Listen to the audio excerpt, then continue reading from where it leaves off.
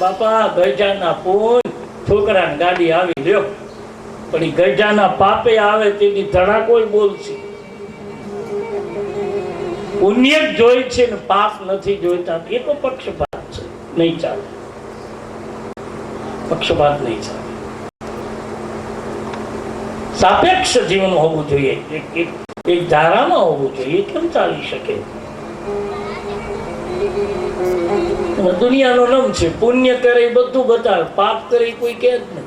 પુણ્ય કરે બધું બોલે કે અમે ગંગાજીએ 4 વાર જઈએ, અમે જઈએ જાય ત્યારે આટલું તો આપી જ દઈ. અમારા એને પપ્પાનો સ્વભાવ એવો, ગમે ત્યાં જાય તો એ ધડોધડ આપી જ દે, બધું બોલે. પણ એ પાછો કેટલું લાવ્યો કેનું એ ખબર બધાને હોય. એ ન સતીની 5મી ભૂલ હતી સીતાનું રૂપ. સતીની 6ઠી ભૂલ હતી રામની આગળ ચાલ્યા, અને જ્યાં રામની આગળ ચાલ્યા રામ ઓળખી ગયા અને કહ્યું કે હે માં પાર્વતી, સતી, મારા પિતા શિવ ક્યાં છે? શંકા અને મોઠપ આવી પછી ભાગ્યા કે હવે ક્યાં જાવ? પછી એને એમ થયું પડે રામે લીલા કરી, 4 દિશામાં રામે પોતાના દર્શન આપ્યા. પછી માર્ગમાં આડો હાથ દઈ બેઠા. સતીએ વિચાર્યું, 1 મિનિટ પછી આંખ ખોલી તો કોઈ નહોતું, એ જ રામ ઝાડ પાનને પૂછે છે. અને પછી મારો તુલસીદાસજી લખાય છે કે શંકર પાસે આવ્યા અને શિવજીને આવી કહે છે હવે સતી 8મી ભૂલ કરે છે. सुनिए, शिवनी पासे सती झूठू बोला. आइए तुलसी की चौपाई के साथ हम और आप आगे बढ़े.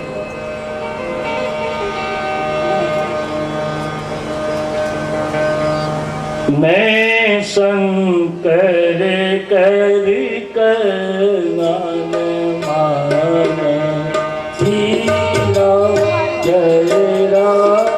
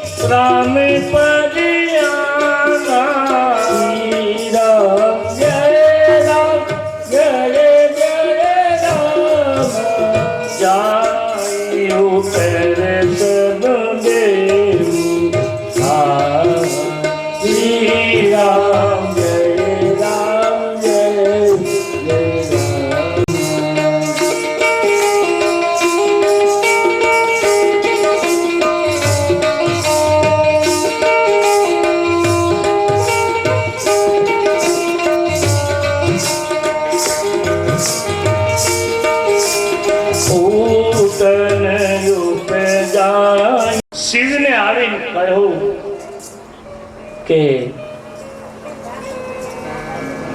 હવે ધ્યાન દેના ટૂંકમાં. શંકરે આવ્યા એટલે સતીને પૂછ્યું, દેવી કેમ છો? હવે શંકર પાસેથી સતી ગયા, એને બહુ સમય નહોતો થયો, બસ ગયા આવ્યા આટલો જ સમય. છતાં શંકરે પૂછ્યું, દેવી કેમ છો? શું કામ? શંકરને ખબર છે કે મારી સતી એક તો એને પીડા હતી, પાછો રોગ લઈને આવ્યા છે. શંકરે પૂછ્યું, દેવી પરીક્ષા કરી? બોલે હા. શું કરી પરીક્ષા? તો સતી જૂઠું બોલ્યા, મહારાજ મેં પરીક્ષા નથી કરી. કછુન પરીક્ષા તમે જેમ પ્રણામ દૂરથી કર્યા, મેં નજીક જઈને પગે લાગી, બસ. હકીકત સતીએ પ્રણામ કર્યા જ નહોતા, રામે કર્યા. ખોટું બોલ્યા. અબ મેં જો કરો અતિ રામ સન પ્રીતિ.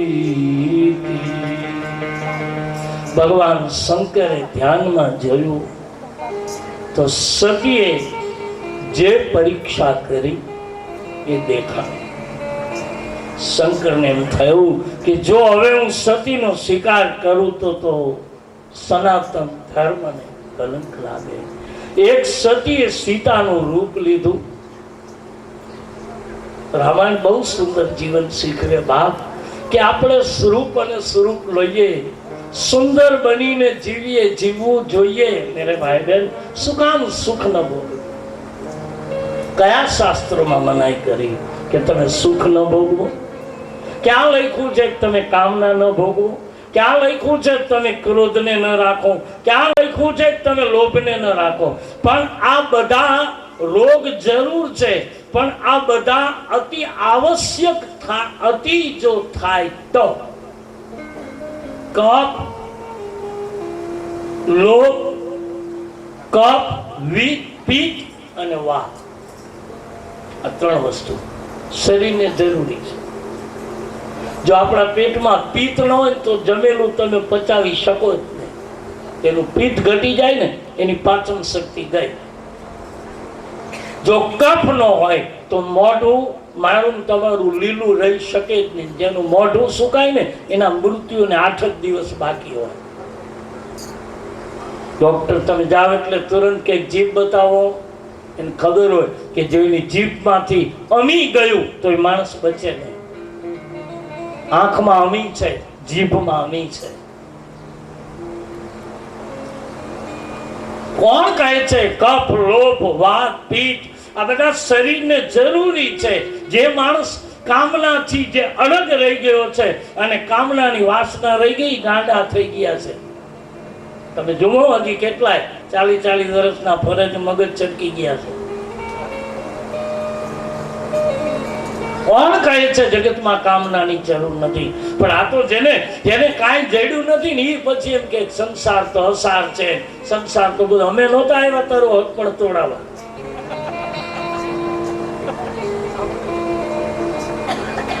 તમે કલ્પના કરો મેરે ભાઈ બહેન, આ જગત અસાર છે એવું કેમ કહી શકાય? ક્યાંક શાસ્ત્રમાં સાબુત તો પણ ખબર નથી દુનિયાને. લોકો આમ સમજાવે છે, માણસ બસ આનંદ કરે હશે અને કરતું કોઈ નથી. પાછું સંસાર અસાર છે, આમ છે તેમ છે, કોઈ મુકતું કોઈ કાંઈ નથી. તો જે છે એ સત્ય કહો ને. એક ભાઈ એની પત્નીને કીધું, સાંભળ્યું કહો બસ આવતીકાલે મારે બાવો થઈ જવું છે. એની પત્ની કીધું રહેવા દો, તમે થાવ નહીં, કોકને કરો નહીં તો સારું. કે નહીં બસ નીકળ જાના. પત્ની બિચારી શું કરે? એને એમ થયું કે આ નહીં દે, ત્યાં છોકરા નાના છે ને હમણાં હજી ચાલવો તો સારું. કે નહીં બસ નીકળ જાના. એની પત્નીને કીધું તારી પીળા રંગની સાડી છે ને ક્યાં સવારે તુલસીને ક્યારે મૂકી દે. એની પત્ની કે પણ લઈ ન દે તો કાંઈ નહીં, આ છે તો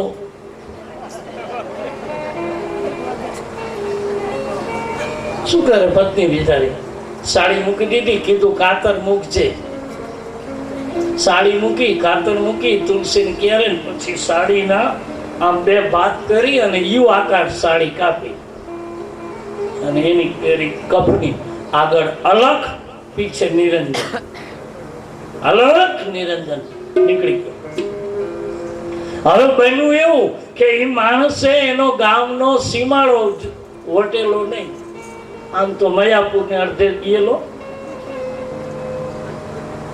બહુ આમ ટીકરે પૂરો પહોંચેલો નહીં.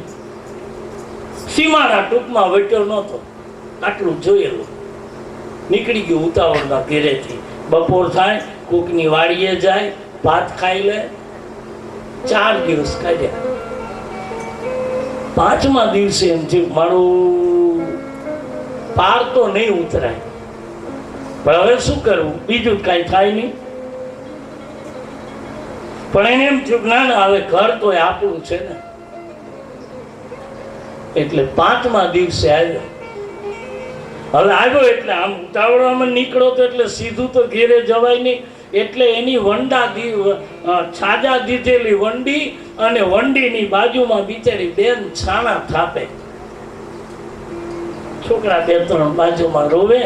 છોકરા એમ કે માં બાપા માં પપ્પા કે પપ્પો તો ગયો, ગયા એમ કહેતી હતી પણ પછી ગયો. છોકરા રડે એમાં આવ્યો આ સીધું આવું કેમ એટલે વંડીએ છે, વંડીએ ચડીને પેલું બિચારી બેન છાણા થાપે વંડીએ ચડીને કે गिरनार जाने का रास्ता किधर से जाता है. मैया नो बोल्यो, એને ખબર હતી મૈયા નો કહેવાય તો પછી જવાય, મૈયા નો. એની પત્ની ઓળખી ગઈ કે આવ્યો આ ઈ જ છે, કારણ કે કયા સુરમાં બોલતો તો એ તો ઓળખે કે આ એનો જ અવાજ છે. એટલે એને સાડલો ઊંચો કરી લાજ ખોલીને કીધું કે આમ હેઠો ઉતર અને આમ થઈને જો આ ભાગેરમાં થઈને અંદર વિયર, અહીંયા દામો કુંડ ને ગિરનાર બધું છે, તું જા નહીં, કોકને મોકલ એવો છે. કસમ છે બાપ, આજે આવા જે ઉતાવળમાં નીકળી ગયા છે ને એની ઘીરે ઓરડી હોતી પણ ત્યાં 20 વીઘાના આશ્રમ છે, છોડવું કઠણ છે બાપ. અને જેને છૂટા છે એને ત્યાગ લાગ્યો છે એ તો અમારો જોડિયા નિષ્કુલાનંદ લખે છે, સ્વામી નિષ્કુલાનંદ. ત્યાગ ન ટકેના વૈરાગ્ય વિનાનો, ત્યાગ ન ટકે આ વૈરાગ્ય વિનાનો. જે શંકરને સમાધિમાં જ રાખો અને બપોર પછી શિવની સમાધિ છૂટશે. શિવ વિવાહ પણ સાંજ સુધીમાં પૂરો થશે અને આવતીકાલે રામ જન્મ ઉત્સવ આપણે સાથે મળી સકુટુંબ સાથે સપરિવાર સાથે ગામના રૂડા સુંદર સહયોગ સાથે આપણે આ પ્રસંગને આવતીકાલે રામ જન્મને ઉત્સવ ઉજવશું અને પછી રામ વિવાહ પણ આવી જ રીતનો આનંદ કરશું. બપોર પછી વિનંતી કરું થોડીક આગળ જગ્યા રાખજો એટલે થોડીક તમે કંટાળો નહીં ને એટલે એકાદો રાસ રમાડું તમને આનંદ આવે એટલા માટે, નહીં તો મને તો આમાં આનંદ છે પણ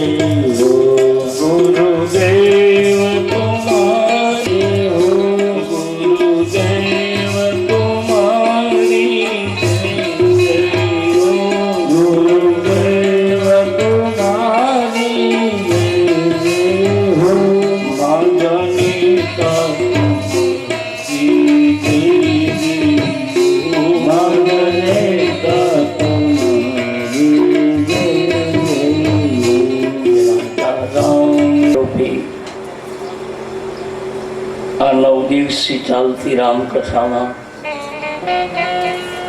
ઉપસ્થિત સૌ શ્રોતા ભાઈબહેનો,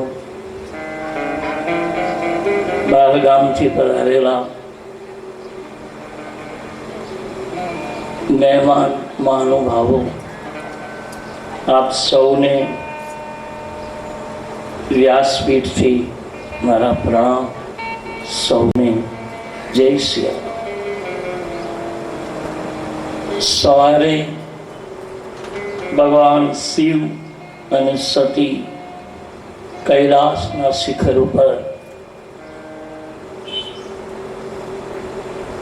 કુંભજ ઋષિના આશ્રમની કથા શ્રવણ કરી પધાર્યા છે. ગંગા, યમુના અને સરસ્વતીને કિનારે આ પવિત્ર કથા યાજ્ઞવલ્કજી ભરદ્વાજજીને સંભળાવે છે. એ ઋષિ યાજ્ઞવલ્કજી ઋષિ છે,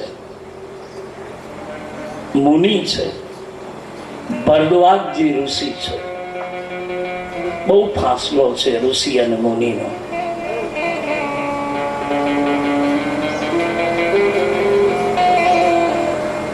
મુનિ એ છે કે બે જે બહુ જ કમ બોલે એ મુનિ છે. ઋષિ એ છે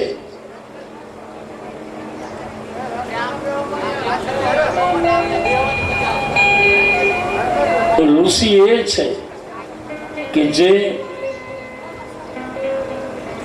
આટલી તપસ્યા કરવા છતાંય જગતના મુનિ પાસે કંઈક અપેક્ષા રાખે છે.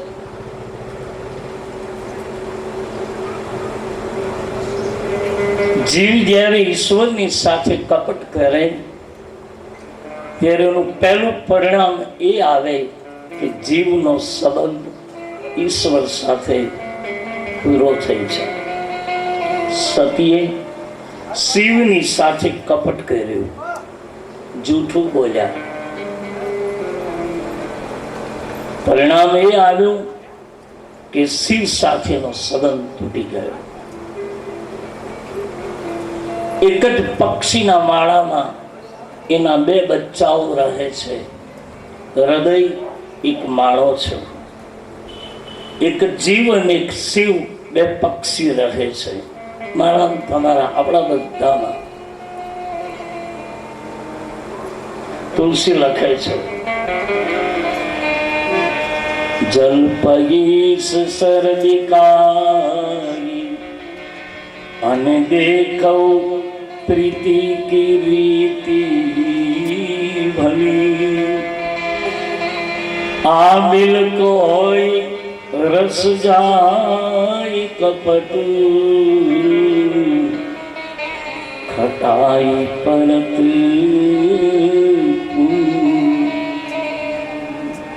આ તુલસીના સૂત્રો. પછી આપણું ઉપનિષદ લઈ લો, કઠોપનિષદ. આમ મેવાસો જીવલોકે, ઉપનિષદમાં આ જ વાત. આમ મેવાસો જીવલોકે અને જીવભૂતાં સનાતનમ સુદોષી બુદ્ધોષી છેલ્લે નિરંજનો.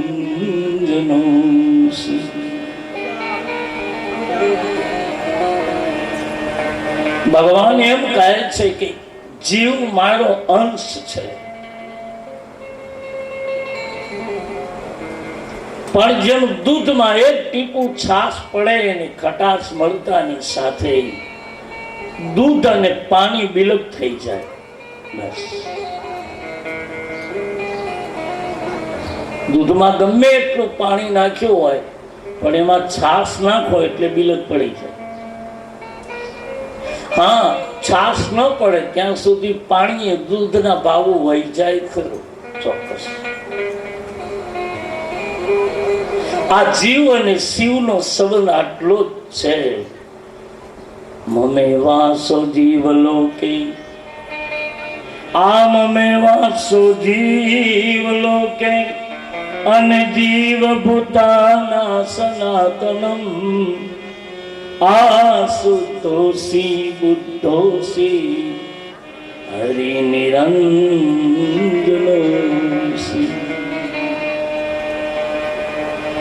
આપણો માણસ પ્રતિપાદન કરે છે કે ઈશ્વર અંશ જીવ રામ જય રામ જય ઈશ્વર.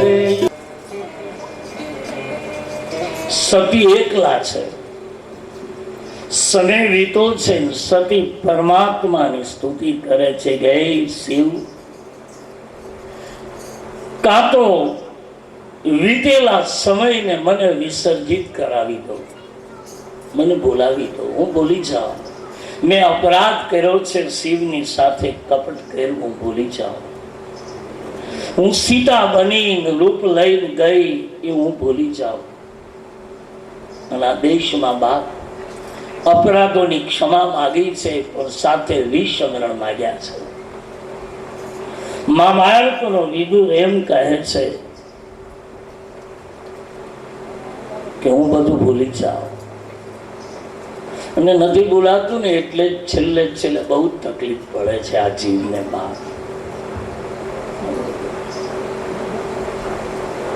ક્ષીર ક્ષણી શરીર થાય છે, વર્ષો વીતા છે. તુલસી આંકડો આપ્યો,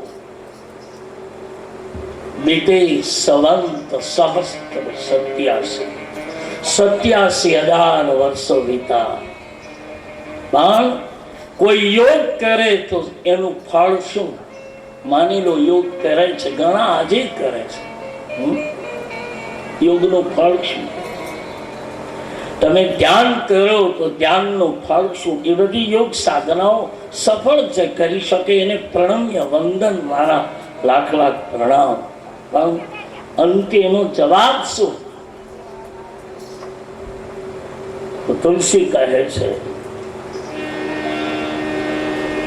રામ રામ શિવ સુમિરન લાગે અને જાનેવું સતી જગતપતિ જાની.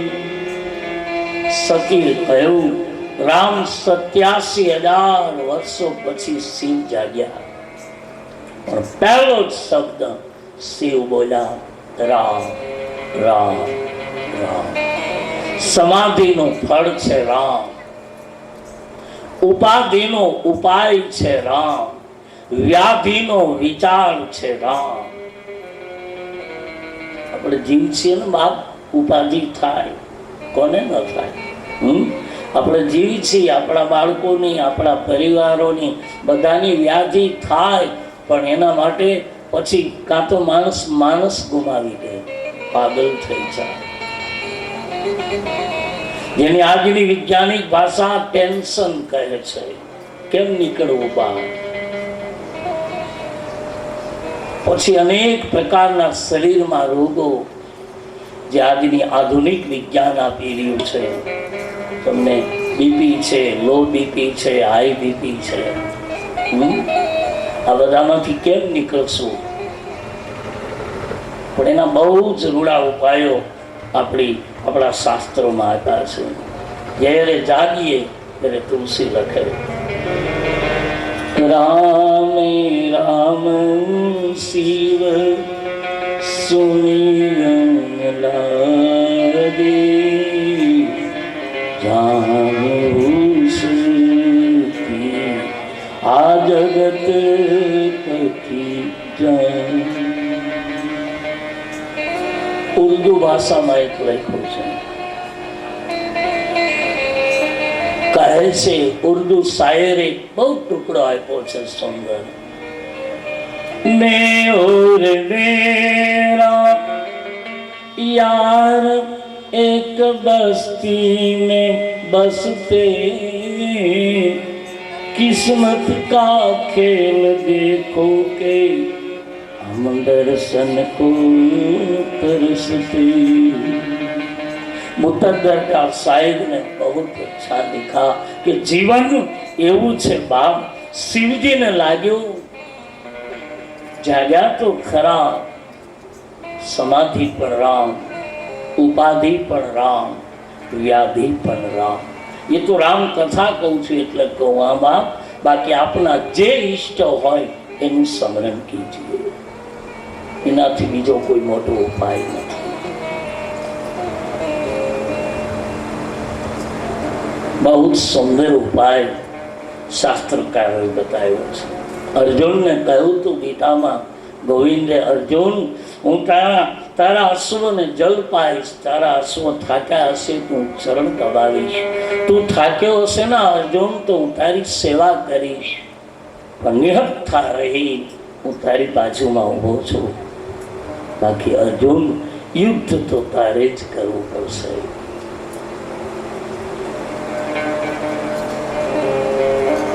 યાદ રાખજો, ઈશ્વર પણ બંધાયેલો છે. એને ભૂખ આપી છે ને એટલે અન્ન આપવું જ પડે.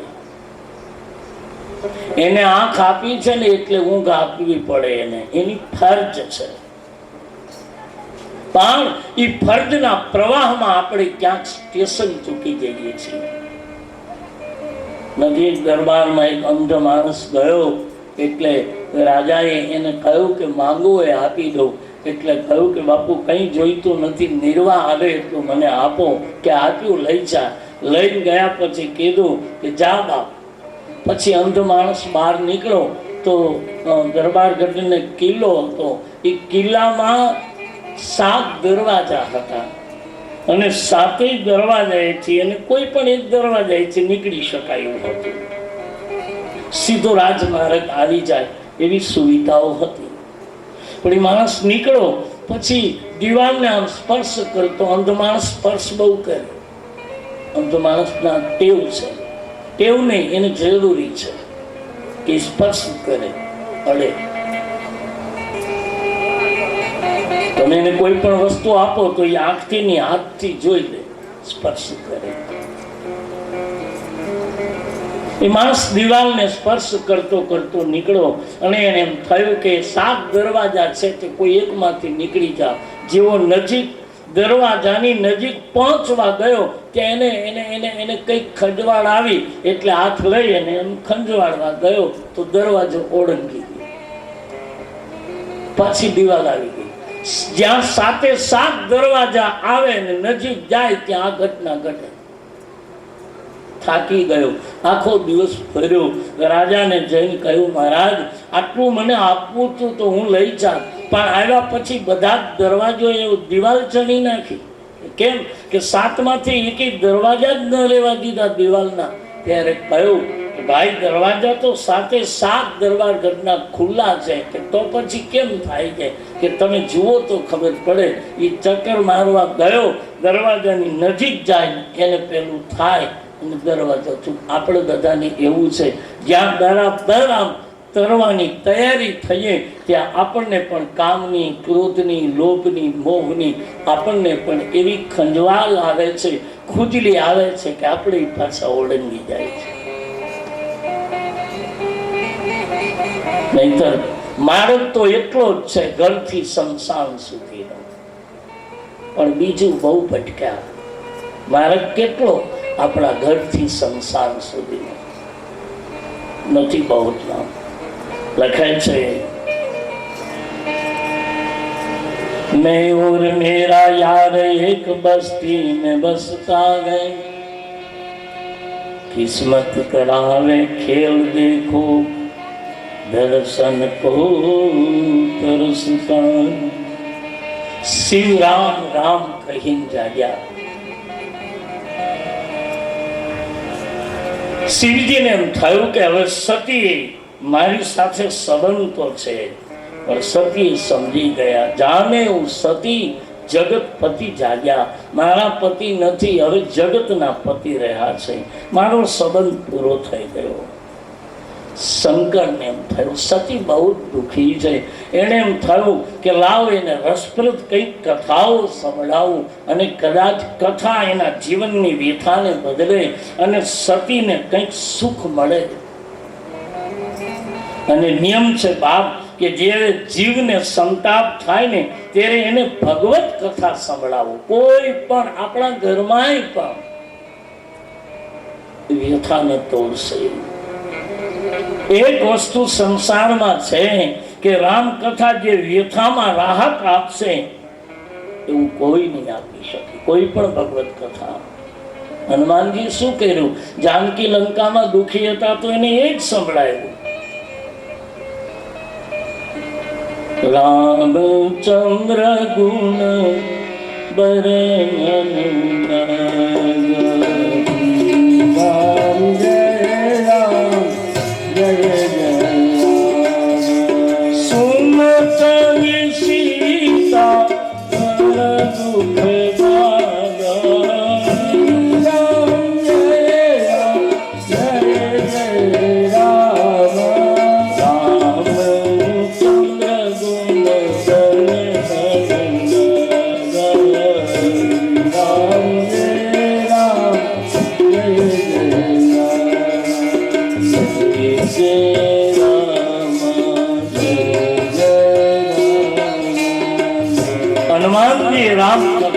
એવી શરૂ કે જે સાંભળીને સીતાજીનું દુઃખ દૂર થયું.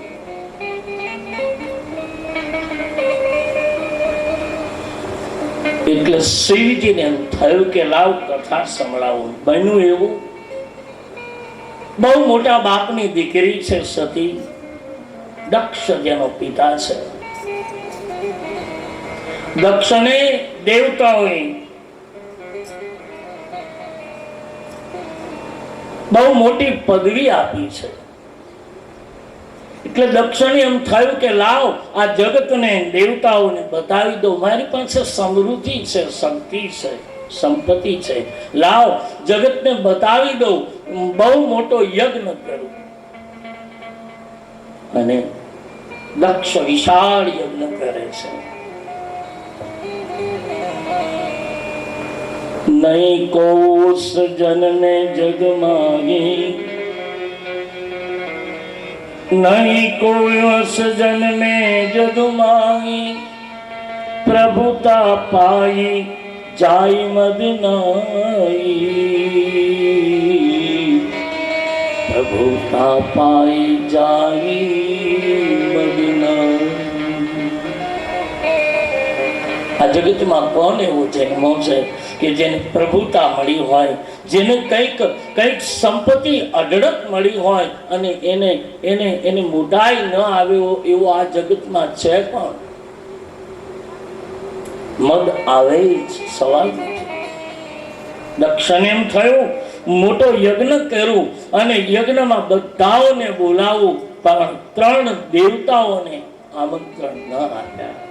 બ્રહ્મા, વિષ્ણુ અને મહેશ, જે પોતાના જમાઈ છે, બધાને આમંત્રિત કર્યા.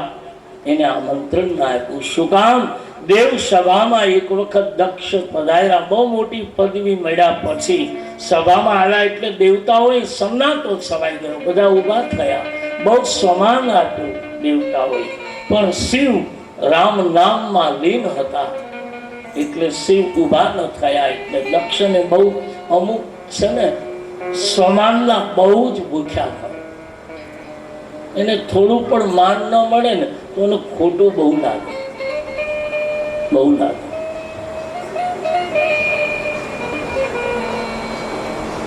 નહીતર એટલા દેવતાઓ ઊભા થયા તો દક્ષે માની લેવું જોઈતું હતું કે ભાઈ કદાચ શિવ ઊભા ન થયા તો શું થયું, એ નામમાં લીન હતા એટલે ઊભા નથી થયા. પણ જેને માનની ભૂખ છે ને એ એટલું જ જોવે કે આટલી સભામાં મને કોને માન આપ્યું કોને ન આપ્યું, એનો સરવાળો કરે એ અહંકારનું પ્રતીક છે.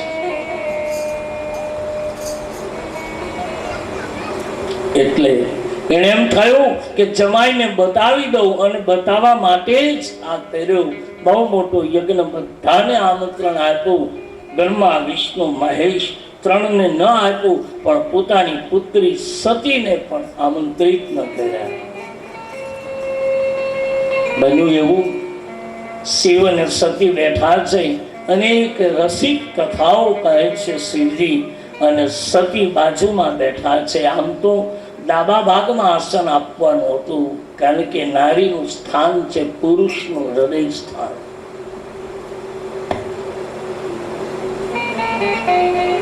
પણ સતીએ થોડો અપરાધ કર્યો એટલે સામે આસન મળ્યું છે. આટલું અંતર પડ્યું છે બંને વચ્ચે. છે વેળા જ, સાથે જ છે, પણ બંને વચ્ચે આટલું સૂક્ષ્મ અંતર છે. સતી બેઠા છે ને અનેક રસિક કથાઓ શિવજી કહે. એમાં તમામ દેવતાઓ વિમાન લઈને, બધા દેવતાઓ પોતપોતાની સ્ત્રીઓને સોળે શ્રૃંગાર કરી, અને દેવતાઓની સ્ત્રીઓ બધી કૈલાસ ઉપરથી વિમાન લઈ લઈને નીકળ્યા. તોય વાંધો નહોતો, પણ પાછા વિમાન ઉભા રાખ્યા અને બધા દેવતાઓ કહેવા માંડ્યા કે મહારાજ, તમારા સસરાને ત્યાં પ્રસંગ છે, તમે નથી આવવાના? અને કોઈ દિવસ તૈયાર નહોતા થયા એવા સુંદર તૈયાર થઈને બધા નીકળ્યા. નથી લાગતું આપણું જીવન આવું જ છે? આપણા સગામાં ક્યાંક પ્રસંગ હોય, આપણે બરાબર મનમેળ ન હોય, એટલે આપણા સગા આપણા પાડોશીને ખાસ કંકોત્રી આપે, તમે તો આવજો ને આવજો. અને પાડોશી માની લો કે એને સંબંધ છે તો જાય, આપણે અનુકૂળતા નથી તો ન જાય, માની લો. પાડોશી જાય તોય કોઈ ચિંતા નહીં, પણ પાડોશી જાય એટલે કોઈ બી તૈયાર ન થયા હોય એવા તૈયાર થઈને જાય, અને પાછા જાય ત્યારે આપણને કહેતા જાય, તમારા વેવાઈને ઘેરે પ્રસંગ છે, તમે નથી આવવાના? એને ખબર હોવા છતાં. નહીતર આ દેવતાઓ વિમાન લઈને નીકળ્યા. આવડું મોટું આકાશ છે, આમાં કઈ દોરી તો નથી ખેંચી, કઈ હાઈવે તો નથી, ગમે ત્યાંથી ચાલી શકાય વિમાન લઈને. પણ બધા જાણી જોઈને બધા કૈલાસ ઉપરથી જ નીકળ્યા, અને પાછા કહેતા ગયા કે તમે નથી આવવાના. આ વાતને સતીએ સાંભળી લીધી. આવી નબળી વાત છે ને બાપ, અમારા દેશની બેન દીકરી બહુ સાંભળે. આમાંથી બહાર નીકળજો. બેનો પરિચય બહુ લઈ લે, આવી વાતે બહુ સાંભળે. અને તમને ખબર છે, આમ તમે સર્વે કરો ને તો જેટલા પુરુષને એટેક આવે છે ને એટલા બહેનો નથી આવતા. શું કામ? બહેનો પાસે બે વસ્તુ ઈશ્વરની આપેલી દેન છે, અને એ પુરુષ મેળવી પણ ન શકે. ઈશ્વરની આપેલી દેન છે.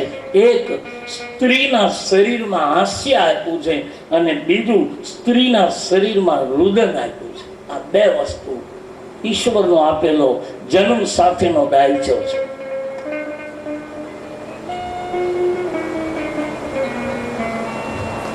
પુરુષ બહુ રડે નહીં, પુરુષ બહુ હસે નહીં, અને પુરુષ રડતો રૂડો લાગે નહીં.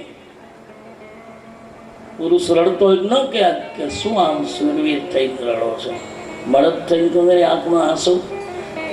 સુરવીર પુરુષ રડતો બે જ જગ્યાએ લાગે ત્યારે ફોટો પાડવા જેવો હોય.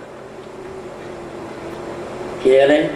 એક, પોતાની પુત્રીની વિદાય આપતો હોય, ગામના પાદરમાં ઊભો હોય, અને જે પાદરમાં ઉભા રહીને મરદાઈની વાતો કરી હોય, એ પાદરના ઝાંપે ઊભો એ દીકરીને વિદાય આપતો બાપ જે રડતો હોય, એ આખું ઘર જોતું હોય, અમારા પપ્પાને કોઈ દી જોયા નથી રડતા, આજ પહેલી વખત છે, એને રડવાય દેવા છે અને અમારે જોવાય છે, બેટા ફોટા ખાસ લઈ લેજો.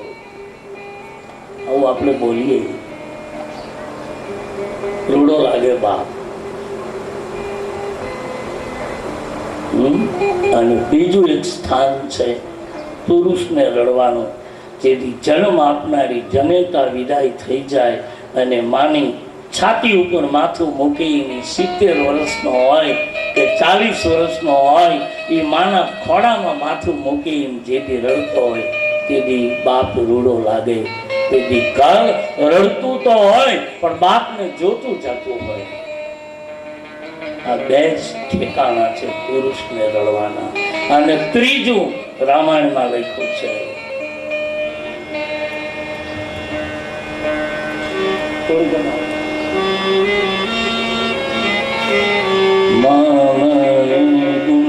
ગાવત પુલક શરીરા,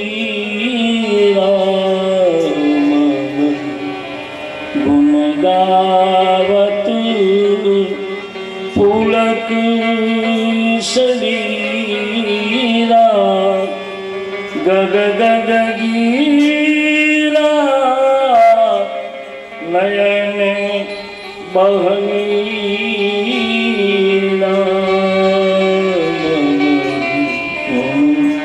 ગાવત પુલક શરીરા. હરિ સત્સંગમાં બેઠો હોય, જેવી એને હૃદયને સ્પર્શી જાય એવી કોઈ વાત નીકળે, તેથી પુરુષની આંખ ભીંજાય તો એ રૂડો લાગે.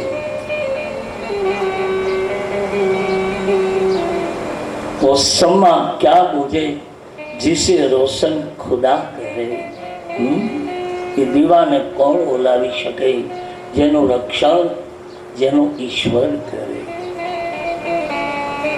દેવતાઓ બધા નીકળ્યા, સતી સાંભળે છે. સતી ઉપર જોયું અને કહ્યું છે મહારાજ એક મિનિટ રોકીએ. કથામાં વિક્ષેપ કર્યો. શંકર ધ્યાનસ્થ બની હરિનું ચરિત્ર સંભળાવે. સતીને અમે પહેલેથી રુચિ નહોતી કથામાં, એ તો પછી કોઈ પણ રીતે એને શિવ સાથે જોડાવું હતું, એટલે પછી શંકરને કહ્યું છે મહારાજ એક મિનિટ રોકીએ, આટલા બધા વિમાનો ક્યાં જાય છે? શંકરે કહ્યું દેવી આકાશ છે, આમાં તો ગરુડ ઉડે, કાગડો ઉડે, મચ્છર ઉડે, બધા પક્ષીઓ ઉડે. દેવી છોડો ને, આકાશમાં તો બધું થયા જ કરે, આ અવકાશ છે અને અર્ધનાદનો નાદ છે. દેવી આ ન જોવાય. કથા સુનો ને. કે નહીં મહારાજ, કહો ને આટલા દેવતાઓ ક્યાં જાય છે? શંકરે કહ્યું દેવી હું કદાચ કહીશ તો તમને દુઃખ થશે. સતીએ કહ્યું મહારાજ તમારાથી વિયોગમાં છું, વિયોગીની જીવું છું, આથી વધારે તો કયું દુઃખ હોઈ શકે? હું તમારા વિયોગમાં જીવું છું તો આથી મોટું દુઃખ બીજું હવે મારા માટે કયું રહ્યું? અને જે દેશની નારીને પતિ વિયોગનો દુઃખ હોય એનાથી બીજું કયું દુઃખ મોટું હોઈ શકે? મહારાજ સુનીએ, ભગવાન શંકરે કહ્યું છે દેવી હા પ્રભુ, આ વિમાનો બધા જાય છે તમારા પિતાને ત્યાં. બહુ મોટો યજ્ઞ છે, બધાને આમંત્રિત કર્યા છે, પણ મારા દુઃખના કારણે મારી સાથે થોડુંક મન દુઃખ થયું છે, એટલે આમંત્રિત નથી કર્યા મહારાજ. દેવી હા સતી, હવે તમે જુઓ કથાનો માણસ જ્યારે જરૂર પડે ને ત્યારે કેવો ઉપયોગ કરી લે છે. કથામાંથી આપણે ક્યારેય વક્તાએ ન સમજવું કે આપણે બોલીએ બધું સ્વીકારે છે સમાજ, એમાંથી કેટલું અને કેવું ને કયું સ્વીકારી જાય છે કોણ એની ખબર નથી હોતી. હું બોલું છું 6 કલાક, પણ એમાંથી કોણ કેટલું કયું ક્યારે કોણ સ્વીકારી જાય છે એ કંઈ નક્કી ન કહી શકાય. સતીએ કેવો સ્વીકાર કર્યો હતો કથામાંથી. એણે એમ કહ્યું મહારાજ કે તમે મને કથા સંભળાવી, હું હવે રસ દઈને સાંભળું છું, એટલે મને એમ લાગે છે કે તમે એક દિવસ કથામાં કહ્યું નહોતું મહારાજ શું કે પિતાને ત્યાં મા બાપને ત્યાં પ્રસંગ હોય તો સંતાનોએ આમંત્રણની રાહ ન જોવાય. તમે જ કહ્યું હતું કથામાં કે હા દેવી. બીજું તમે એમ કહ્યું હતું કે પોતાના ગુરુને ત્યાં પ્રસંગ હોય તો કોઈ દિવસ આમંત્રણની રાહ ન જોવાય, જવું જ જોઈએ. ખબર પડી મારા ગુરુને ક્યાં છે, જવું જોઈએ. પોતાના મા બાપને ત્યાં પારિવારિક કુટુંબમાં આવડું મોટું ભવ્ય આયોજન છે, મારે જવું જ જોઈએ. કદાચ મને ભૂલી ગયા તો શું થયું, મારે જવું જ જોઈએ. અને ત્રીજું તમે કહ્યું તો મહારાજ કે કોઈ પણ સર્વધર્મી કાર્યક્રમ, કોઈ પણ સાર્વભૌમ કાર્યક્રમ હોય એવા કાર્યમાં આમંત્રણની રાહ ન જોવાય, જવું જ જોઈએ. તો મારા બાપુજીને ત્યાં પ્રસંગ છે, હું ન જાઉં? શંકરે કહ્યું દેવી જાઓ, ના નથી, પણ એક વસ્તુ સાંભળી લો, જ્યાં જવાથી જીવનું કલ્યાણ ન થાય એવો કદાચ સર્વધર્મી પ્રસંગ હોય તો પણ ન જાવું. અદભુત વાત કરી તુલસી, બહુ મોટી ચુટકીલી લીધી કે આ દુનિયામાં એવા કેટલાય ધર્માંતરિક ધર્મો આ જગતમાં છે કે એકત્રિત કરીને પોતાના વાડામાં પૂરવાની કોશિશ કરે છે. કહેવાતા ધર્મો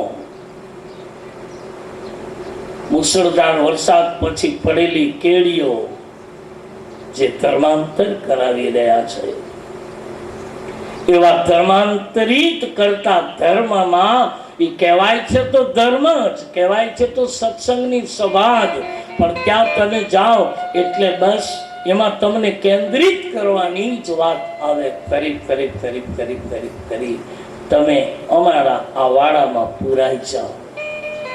આ ધર્મ નથી, પણ પરિવર્તિત ધર્માંતરિત કરવાનું એક બહુ મોટું ધર્મના આદર્શમાં બહુ મોટું એક પ્રયોજન છે.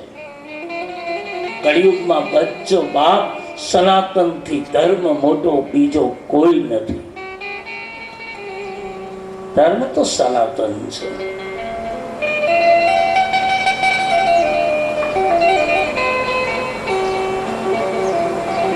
મુશ્કેલી આવશે સનાતન ધર્મમાં થોડી, પણ સહી લેજો, સહી લેજો.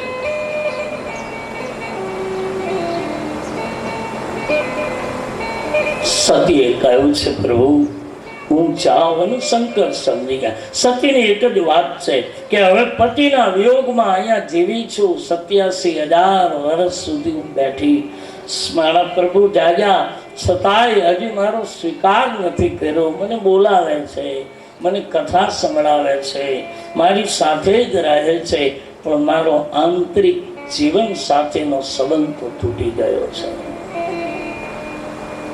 એટલે એમ થયું કે લાવ મારા પિતાને ત્યાં જાઓ અને મારું દુઃખ થોડુંક હળવું થાય. શંકર સમજી ગયા. શિવજીએ કહ્યું છે જાઓ દેવી, 2 ગણોને સાથે મોકલી ભગવાન શંકર સતીને વિદાય આપે. સતી દક્ષના યજ્ઞમાં પધાર્યા છે. સતી જેવા આવ્યા, તુલસીદાસજી લખે છે સતી જ્યાં પધાર્યા તો આ જગતમાં લખાયું છે કે સતીને બતાવે કોઈ પણ જેટલા મળ્યા એમાં કોઈ પણ સતીને બોલાવ્યા. ચારો દેવતાઓ ઋષિ મંડળો બેઠા છે, પોતાનું આખું કુટુંબ બેઠું છે દક્ષનું, બધી બહેનો પણ આવી છે, છતાંય દક્ષની પુત્રી સતીને કોઈ બોલાવ્યા નહીં.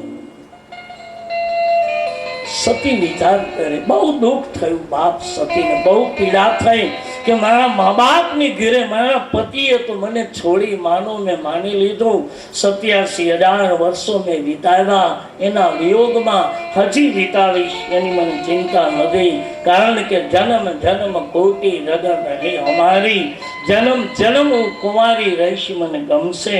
પણ મારા મા બાપે મને છોડી,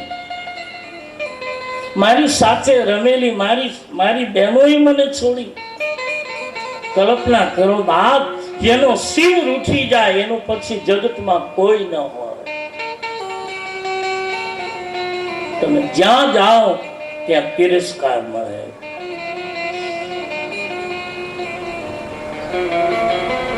બહેનો સગી મળી તોય ચિંતા નહોતી, પણ રામચરિત માનસમાં લાગ્યું છે સગી બહેનો મેણા મારે છે, ટોણા મારે છે. કે આજકાલ લોકોને બોલાવી નહીં તોય આવે છે,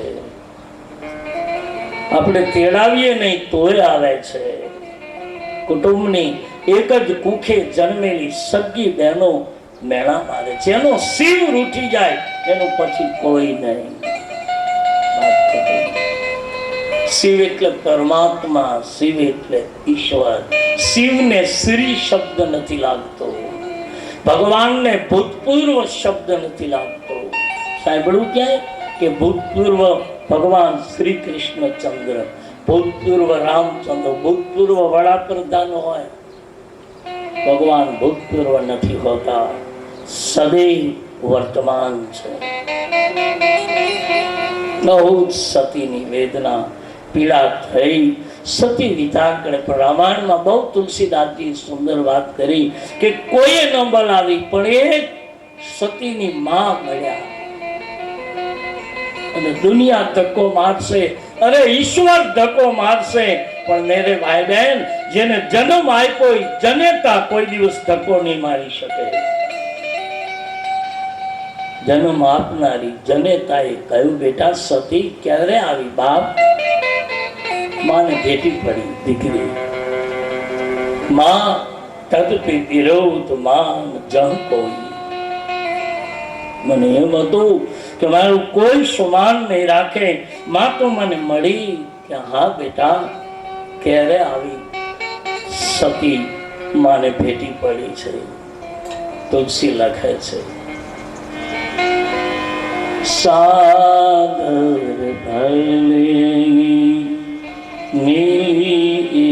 એટલે પાછું બીજી મંદિરમાં બેઠી એ તો છે જ, પણ પહેલી જન્મ આપનારી, પછી મંદિર વાળી. આપણે મંદિરમાં બેઠી એને માની છીએ, પણ સગી જન્મ આપનારીને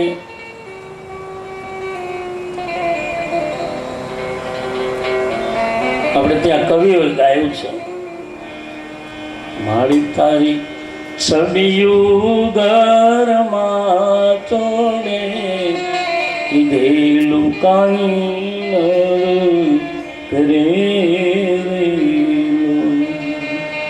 મારી તું તો દારૂને દેશ વટો દેતી એ કીધેલું કાંઈ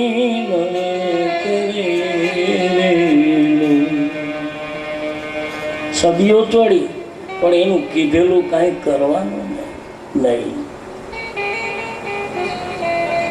કહે છે પ્રેમથી મળે છે. સતીને કહે, બેટા ખોટું લગાડીશ માં, તારા પિતાની બુદ્ધિ આજકાલ અહંકારમાં ડૂબી છે. બેટા હું છું ને તારી માં. ચિકાર મંડપ ભરાયો છે. સતી ગયા. સતીને એમ થયું કે લાવ મારા પિતાનો યજ્ઞ તો જોવા જાઓ. યજ્ઞ શાળામાં ગયા છે. સતી જ્યાં અંદર ગયા, જોયું તો એને વિચાર કર્યો કે મારા પતિનું નામ શિવ છે, અને શિવનો અર્થ થાય શિવ માની કલ્યાણ. શિવ એટલે કલ્યાણ.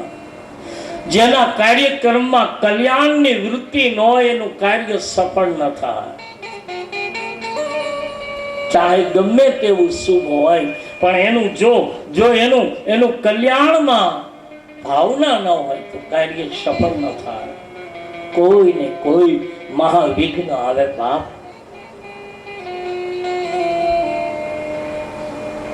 નિર્વિઘ્ને પાર કરવા માટે શાસ્ત્રકાર કહે છે કે બાપ કલ્યાણની વૃત્તિ રાખવી. કે મેં બહુ મોટું આયોજન કર્યું પણ મારી વૃત્તિ કલ્યાણ નહીં.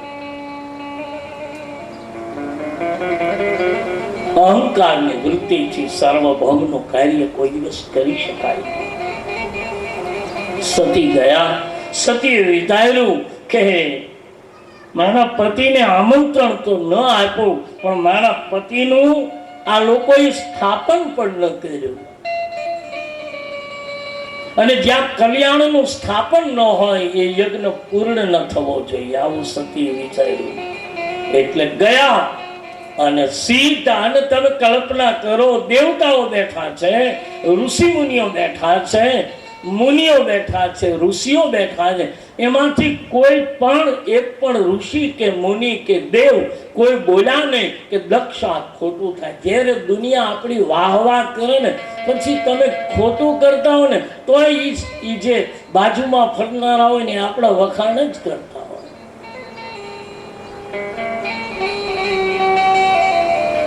શરાબ પીતો હોય તો એમ કે હજી તમે ઓછો લ્યો છો.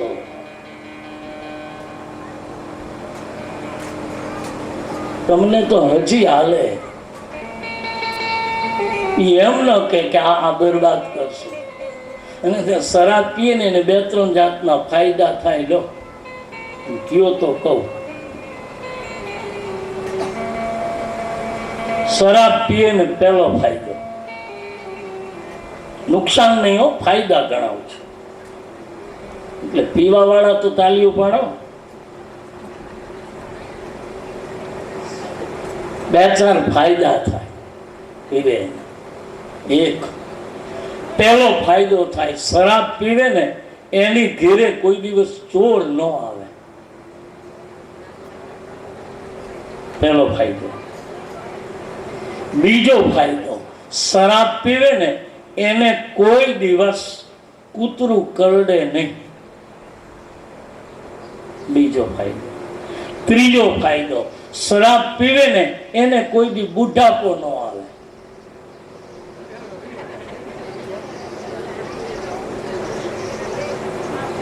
લ્યો હવે એને ફાવટ હોય કરો જમાવટ.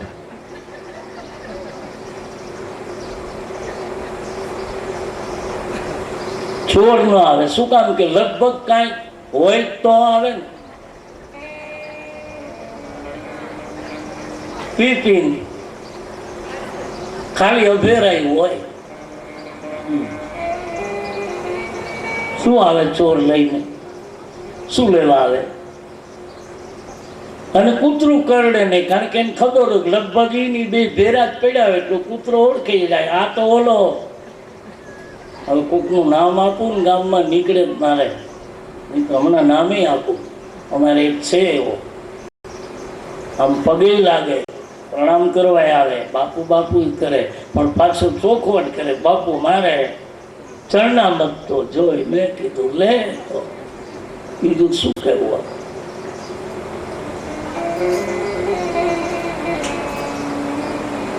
કારણ કે કૂતરું ઓળખી જાય ને કે આ તો ઈ જ છે, આ રોજ પડ્યો હોય છે ઈ છે, અને કૂતરું નીકળી જાય તો વાસ આવે છે આગળ જતા રહી.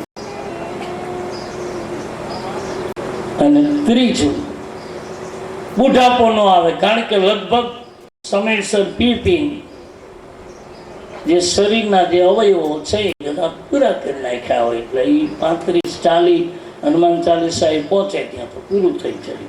હનુમાન ચાલીસાની 40 કડીની હનુમાન ચાલીસા છે, એટલે લગભગ 40 પહોંચે ત્યાં તો. ન એક માણસ શરાબ પીને નીકળો એટલે બાદશાહ, દિલ્હી બાદશાહને કીધું, પી ગયેલો માણસ, ફૂલ પી ગયેલો માણસ, અને બજારમાં નીકળો, બાદશાહનો હાથી આવે ને સામે આવ્યો. એટલે આવીને બાદશાહને કીધું કે એ બાદશાહ કે આ હાથી વેચવો છે લે. ત્યાં તો માણસોએ પકડી લીધો કે બાદશાહને આમ કે. બાદશાહે કહ્યું એને પકડી લો, એને લઈને અત્યારે ઠેકાણે બેસાડી દો, આવતીકાલે એની રાજસભામાં લાવજો. પકડી લીધો, જે કંઈ હતું એટલે ઠેકાણે કર્યો, અને પછી બીજા દિવસે રાજસભામાં લાવ્યા. એટલે બાદશાહે કીધું કે લે ભાઈ, ગઈકાલે તો હું સવારી થઈને નીકળ્યો હતો, એટલે હાથી દેવાનો મારી પાસે સમય નહોતો, કારણ કે હું સવાર હતો. એટલે હવે હાથી ઉપર હું સવાર નહોતું ને હાથી પડ્યો છે ત્યાં, અને હવે માંગ બોલ કેટલા રૂપિયામાં લેવો છે હાથી, માંગ. એટલે ઓલે શું કીધું ખબર કે બાપુ ખરીદવા વાળો તો વયો ગયો, એ તો 1 કલાક જ હતો, જતો રહ્યો. બાકી 3 માગે.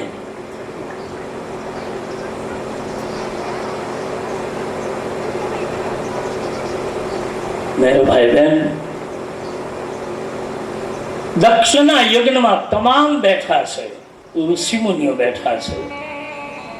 સંતો બેઠા છે, પણ જ્યારે વાહ વાહ થતી હોય છે ત્યારે સાચી સમજણ કોઈ નથી આપતું. નહીતર કોકને તો કેવું તું ને કે ભાઈ શંકરની સ્થાપ તમે તેડાવો નહીં તો કઈ નહીં, ચાલો માની લીધું, તમારે એને અનુકૂળ નથી, જમાય છે ન બોલાવો, ચાલો માની લઈએ, પણ શંકર કલ્યાણની મૂર્તિ છે, કમસે કમ એનું સ્થાપન તો કરો. એટલું બોલ્યા નહીં. એટલે સતીને દુઃખ થયું કે ઋષિ મુનિઓ, તમે કેવાતા ઋષિ મંડળ છો, તમે મારા પિતાને આટલું ન કહી શક્યા? ખાલી મારા પિતાના અહંકારમાં તમે પણ વાહ વાહ કરી. એટલે કહ્યું કે જાઓ, બીજું શું કહું, પણ તમામે તમામ સભાને અમારા પિતાનું કરેલું અપકૃત્ય ભોગવવું પડશે. સતી દક્ષના યજ્ઞના કુંડ ઉપર આવી અને યજ્ઞમાં બળતી યજ્ઞની અગ્નિને જોઈ અને સતીએ પોતાના સતના પ્રતાપે ડાબા પગના અંગૂઠામાંથી અગ્નિ પ્રજ્વલિત કરી. સતી દક્ષના યજ્ઞના કુંડ ઉપર આખા શરીરને બાળ્યું. હાહાકાર થયો. તમામ દેવતાઓ ભાગ્યા, ઋષિ મુનિઓ ભાગ્યા. બધાને એમ થયું શું થયું? અને મરતી વેળાએ સતીએ દક્ષના યજ્ઞમાં બળતા બળતા કહ્યું છે, લખ્યું છે, સુનવું સદ સકલ સુનિંદા કહી મુનિજી શંકર નિંદા. શ્રી રામ જય રામ જય જય રામ, શ્રી રામ જય રામ જય જય